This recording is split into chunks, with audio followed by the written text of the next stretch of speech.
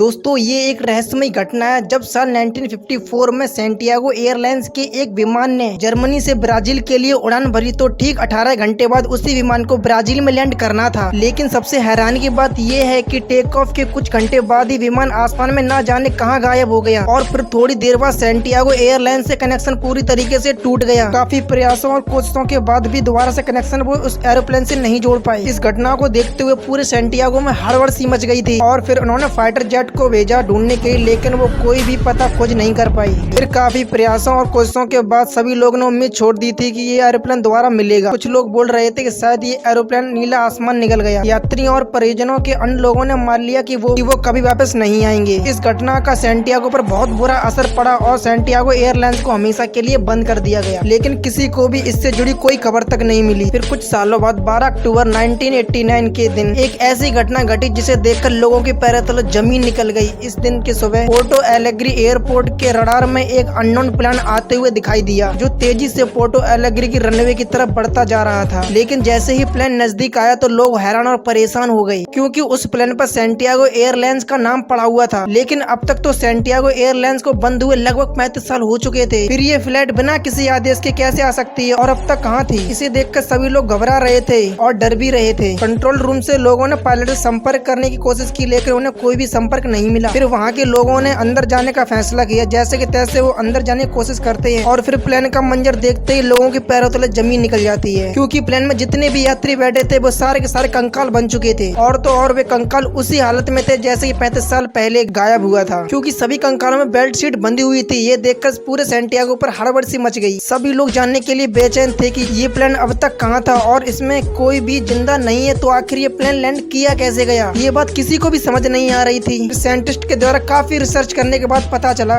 कि ये प्लेन एक बबल एरिया में पहुंच गया था। अगर आसान भाषा में समझे तो एक प्रकार के टाइम ट्रेवल में चला गया था जिसकी वजह से ये खौफनाक यात्रा हुई। हालांकि इस घटना को कुछ लोग काल्पनिक भी मानते हैं। बाकी आप लोगों का क्या राय कमेंट में जरूर बताना। अगर वीडियो पसंद है तो सब्सक्राइब जरूर कर लेना।